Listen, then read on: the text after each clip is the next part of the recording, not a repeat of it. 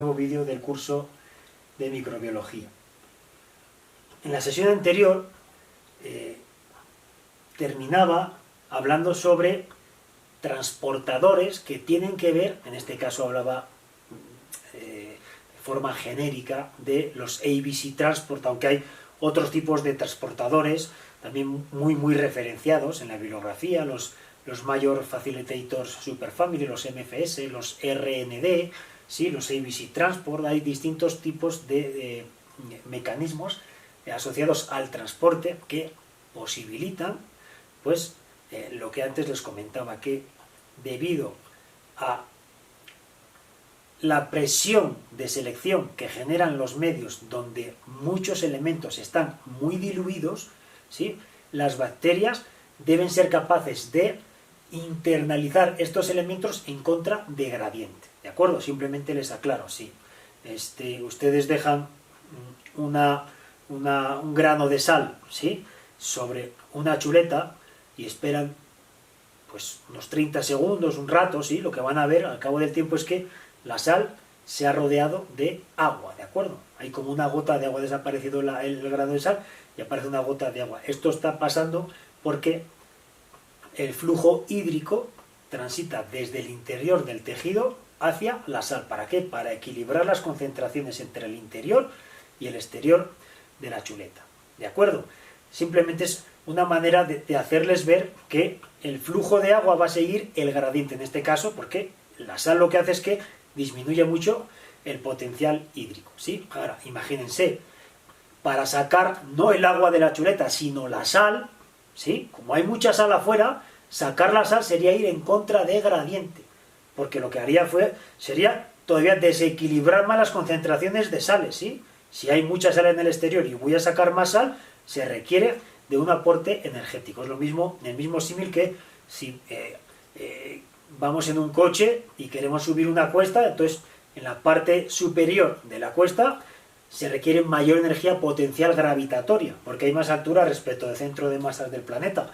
Para poder alcanzar un punto que requiere más energía potencial desde un punto que tiene menos energía potencial, se requiere un aporte de energía, ¿de acuerdo? Ir en contra del gradiente. La reacción natural sería ir de la parte superior, donde hay más energía potencial gravitatoria, a donde hay menos, ¿de acuerdo? Bueno, entonces, simplemente lo que les quería decir es que, como las bacterias viven en medios muy diluidos, tuvieron que desarrollar distintos mecanismos de transporte para poder internalizar elementos que están más concentrados en el soma celular que fuera, ¿sí? Y a continuación me voy a referir a distintos tipos de mecanismos que permiten explicar cómo es el flujo de sustancias entre el interior y el exterior de las células, ¿de acuerdo? Bien. El primero y más sencillo es lo que denominamos difusión simple, ¿de acuerdo? Simplemente referirse a que este mecanismo alude a aquellas sustancias que por su naturaleza físico-química son capaces de atravesar la membrana lipídica y la pared bacteriana, ¿de acuerdo? Son capaces de atravesarla.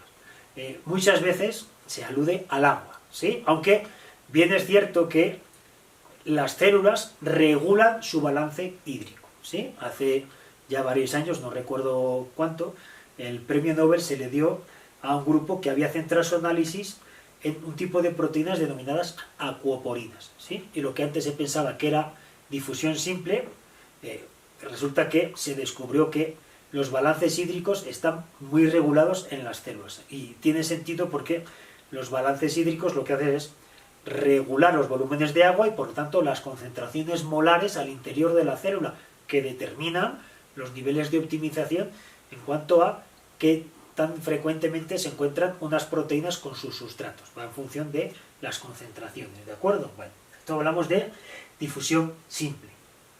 Hay otro tipo de mecanismos que se denominan difusión facilitada, ¿de acuerdo? En este caso, la difusión facilitada sería el ejemplo de las acuoporinas que yo les he dicho, o otro tipo de proteínas que lo que hacen es unirse específicamente a un sustrato que se encuentra en el exterior celular, ¿sí? Y que transita al interior celular, pero no lo hace atravesando la membrana libremente, sino que lo hace a través de transportadores específicos. A este tipo de mecanismo que regula el flujo lo denominamos difusión facilitada. Y, digamos, a la unión de estas dos categorías, la difusión simple y la difusión facilitada, lo englobamos dentro del transporte pasivo. ¿Y por qué utilizamos el término pasivo? Porque en este caso el flujo de sustancias de un lugar al otro de la membrana se produce espontáneamente y por consiguiente no requiere de un aporte energético extra. ¿De acuerdo? No va en contra de gradiente. Por eso es pasivo. Sin embargo, en la tercera categoría lo que les muestro es lo que denominamos el transporte activo. En este caso, sí se requiere una molécula de ATP, un aporte energético, porque para este último de las situaciones, el proceso de transporte involucra efectivamente un transportador específico, una unión específica a la proteína con el ligando y posteriormente la utilización de esa energía para que se incorpore en contra de gradiente. ¿De acuerdo? A este tipo de transporte lo denominamos activo. ¿Por qué? Porque se requiere la presencia de energía química. ¿Sí? En las siguientes diapositivas vamos a pormenorizar en cada uno de estos mecanismos. ¿Sí? Bien. El primero al que me quiero referir es la difusión facilitada. ¿De acuerdo? Fíjense, por ejemplo, dice el texto que unas pocas sustancias, como por ejemplo el glicerol, pueden atravesar la membrana plasmática por difusión pasiva. ¿Y qué más dice? Dice que la difusión pasiva, a menudo, ¿sí?, denominada de forma más cotidiana, simplemente difusión, es un proceso por el cual las moléculas se mueven de una región de alta concentración a una región de menor concentración derivado de un proceso termodinámico. ¿De acuerdo? Un proceso termodinámico. Hay una degradación del gradiente. ¿Sí? Bueno. ¿Qué es lo que sucede? Dice que la tasa de difusión pasiva depende de la intensidad, del tamaño del gradiente de concentración entre las células y el exterior de la célula, ¿de acuerdo? Entre dos medios. Fíjense, en la gráfica tenemos dos curvas que representan de una forma muy evidente las diferencias entre la difusión pasiva y la difusión facilitada, ¿de acuerdo? En el eje de abscisas tenemos el gradiente de concentración, es decir, la intensidad de las diferencias de concentración entre el exterior y el interior de la célula. Mientras que en el eje de ordenadas lo que tenemos es la tasa de transferencia. ¿Qué es lo que sucede? Que la pendiente para la difusión pasiva, ¿sí?, es menos intensa que para la difusión facilitada, ¿sí? Aquí tenemos una pendiente mucho más pronunciada, lo cual significa que desde el punto de vista del sentido biológico que tiene esto, es que la difusión facilitada permite a la célula incorporar mayor cantidad de moléculas que la difusión pasiva, ¿de acuerdo? Además, acuérdense que para la difusión pasiva tenemos que contemplar otro tipo de parámetro, que son los coeficientes de difusión, que es una especie de variable, de una constante que es intrínseca de cada una de las sustancias. El agua tendrá una, la sacarosa tendrá otra, sí, es el coeficiente de difusión y el medio donde está, que a su vez condiciona el coeficiente de difusión, ¿de acuerdo? Pero en este caso, lo que permite entender esta gráfica es que la incorporación de sustancias en el interior celular a través de transportadores hace que el proceso sea mucho más eficiente, ¿de acuerdo? Y con la misma diferencia de concentración en el exterior y el interior, ¿sí?, la difusión pasiva posibilita una tasa de transferencia baja, mientras que la difusión facilitada es mucho más alta, ¿de acuerdo? Esto les permite a las células obtener mayor cantidad de recursos en menor cantidad de tiempo y por consiguiente, cuando se es más eficiente, es capaz de redirigir ese flujo de energía pues a todas las funciones celulares requeridas. La más relevante en las bacterias, pues muchas veces es redirigirla a la reproducción para tener una copia del material genético por división, por gemación y captar más recursos, ¿de acuerdo? Bueno, esto con respecto a la difusión facilitada, ¿de acuerdo? Bueno, bien, aquí sí me interesaría hablar de que la tasa de difusión a través de la membrana, una membrana semipermeable, ¿sí?, incrementa mediante la utilización de proteínas, que es exactamente el factor clave de la difusión facilitada. ¿A qué proteínas nos referimos? Las que con nombre genérico se denominan permeasas, ¿de acuerdo? Las permeasas. Hay otro tipo de proteínas, ¿no? Hay otras, pero para el transporte facilitado tenemos las permeasas, ¿de acuerdo? Bueno, ahora bien, cuando la concentración de gradiente en la membrana sí dirige el flujo de moléculas, no se requiere de energía metabólica. Cuando tenemos mayor concentración en el exterior que en el interior, como las concentraciones van a tender a igualarse, el flujo es espontáneo. Entonces, no se requiere de energía metabólica y por eso se denomina pasivo. ¿De acuerdo? Se denomina pasivo. Bien. Aquí tenemos una representación de cómo funcionan estas proteínas. Fíjense, estas proteínas de estas permeasas tienen una especie de modelo flip-flop, ¿sí? Simplemente tenemos es una proteína integral de membrana, hay una parte que es citoplasmática y una parte que es exterior, da al medio, ¿de acuerdo? Entonces, lo que se produce es una unión específica de la proteína al sustrato, se incorpora a la proteína y luego con un movimiento, ¿sí?, esta sustancia transita al interior celular. Es un modelo muy sencillo de difusión facilitada, ¿de acuerdo? Con estas proteínas del tiempo antiguo flip-flop, ¿de acuerdo? Una característica de estas, una familia de características de este tipo de proteínas que tiene movimiento flip-flop son los MFS, ¿de acuerdo? Los MFS, pero no quiere decir que estén ligadas a la difusión facilitada. En este caso están ligadas al eflujo celular, pero tienen este movimiento de flip-flop, ¿de acuerdo? De hecho, pueden revisarlo en la bibliografía científica, así se llama, ¿sí? Flip-flop movement, en Model Protein MFS, y lo pueden revisar, ¿sí? Son unos modelos muy, muy bonitos. Fíjense, en la siguiente diapositiva les muestro el transporte activo, ¿de acuerdo? El transporte activo. Les recuerdo que la característica fundamental cuando hablamos del término activo asociado al transporte es que se requiere de energía química, ¿de acuerdo? Fíjense lo que se comenta aquí. Dice que aunque la difusión facilitada, los transportadores de difusión facilitada pueden mover de forma bastante eficiente moléculas al interior celular cuando la concentración en el exterior es alta, ¿sí? ¿Qué es lo que pasa? Que no pueden hacerlo cuando las concentraciones del interior y el exterior se tienden a equilibrar o se hacen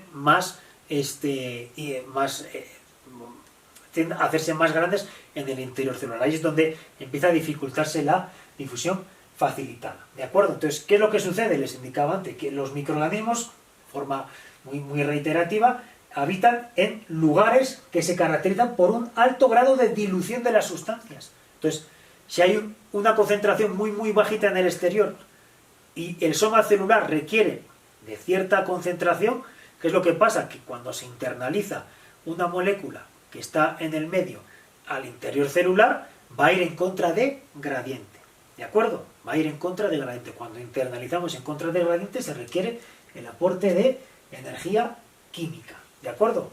De energía química. Entonces, aquí tienen básicamente el modelo muy sencillo de este tipo de transporte. Entonces, tenemos que hay una unión, ¿sí?, de la molécula, en este caso que está en un alto grado de dilución, a la parte exterior de la célula, ¿sí? Se une y una vez que se une, se utiliza ATP en el interior para poder direccionar el flujo de este compuesto al interior celular, ¿de acuerdo?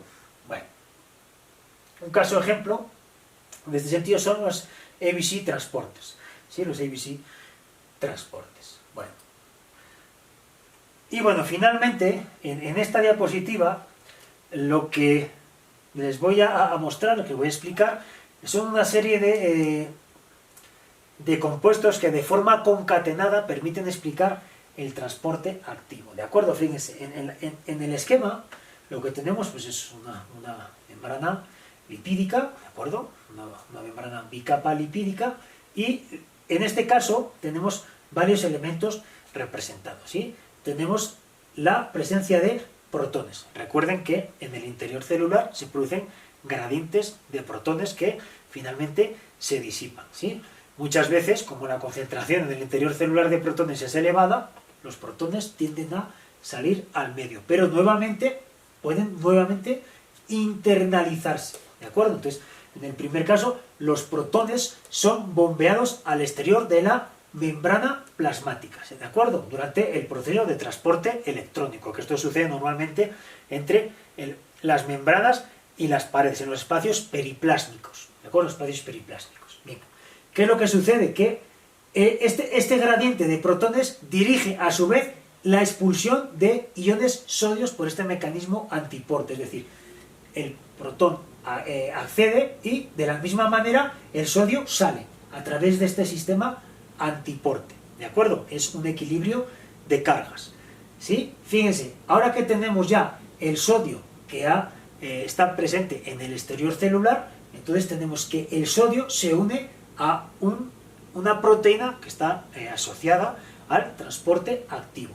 Entonces tenemos aquí la proteína involucrada en transporte activo abierta hacia el lado exterior, ¿de acuerdo? No hacia el lado citoplasmático, sino al extracelular, ¿sí? Entonces se une, y ¿qué es lo que pasa? Que cuando tiene esta posición unido al azúcar, entonces unido al sodio, entonces hay un sustrato externo, en este caso lo representa con esta bola verde, es un azúcar, ¿sí?